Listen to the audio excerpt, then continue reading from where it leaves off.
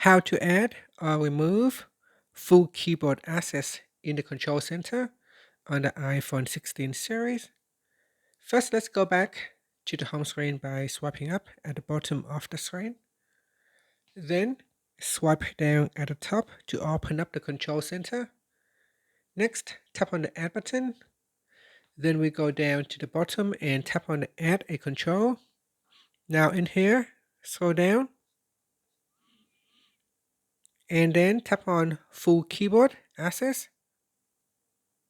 Now you can also expand the widget to make it larger by pulling down the handle. So here I will make it smaller or larger by simply readjusting the widget size by dragging on the handle at the bottom corner to make it smaller or larger.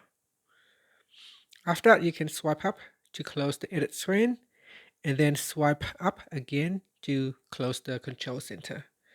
After that, you can pull down the control center to turn on or turn off full keyboard access.